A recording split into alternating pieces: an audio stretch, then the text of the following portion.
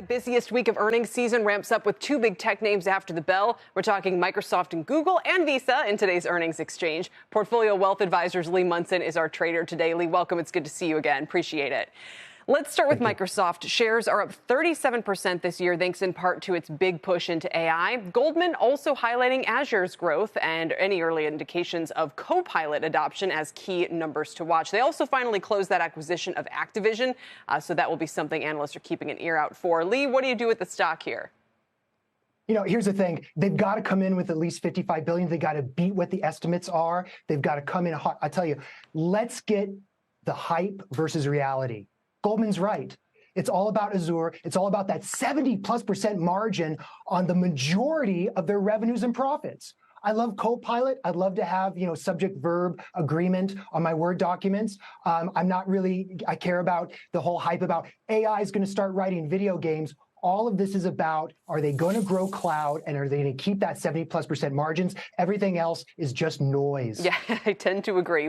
That kind of sets us up for Alphabet as well, having a hot 2023 up more than 55% this year. RBC is warning of some weakness in ad weakness in search, though, and also says YouTube ads have gotten a boost as people go searching for content during the Hollywood strikes. On the margin impact of job cuts also on their radar. What about this, namely? I love YouTube. I know those margins are fat. The problem is it's 10, 11% of the revenues. If YouTube was like 25, 30%, I'd be all over this.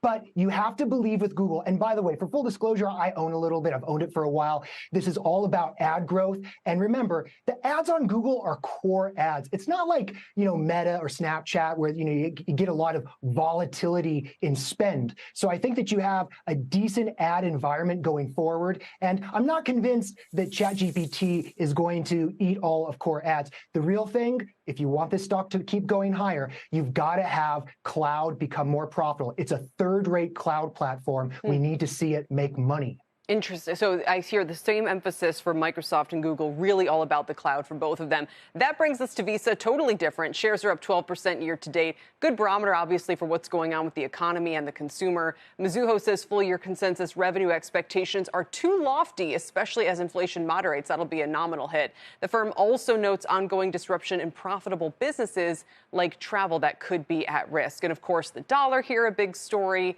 Cross-border spending was a help in the recent past, but what now? What would you do with this stock, Lee? I would just stay away from it. Here's the problem. Mizuho's right. I think everything is too rosy. This is all going to be about the macro. Visa can't escape the macro. It's a great company. All it does is print money. People think it can do no wrong, but its growth rate at 10 or 11%, even if it keeps that, we've got to get the personal consumption expenditures to continue to inflate. And if we have any little slowdown or any type of little recession next year, people are going to look at Visa and say, why are we paying such a high multiple? I would rather, this is like one of those classics, like a Starbucks or like Nike a month ago, buy it if they have bad guidance, buy it when it's down, but why pay a premium for it, especially going into next year? All right. Parting thought on the markets? I love the market right now. I would like to see the 10-year trade above 5% longer than 5 minutes. And I think we could see the low come in. If we saw pricing of a hard landing, like at 4,000 on the S&P, I'm backing up the truck and getting crazy. But here, do you back it up or do you wait? I would buy here. I'll tell you why. I bought at similar levels earlier in October, but if I hadn't, about 4,200 to 4,250 is a great place to commit more capital. But put half of your extra inventory that you want to buy. I think we can go lower. So yeah, around here I think is a great part if you have a little extra cash and need to get some money moving.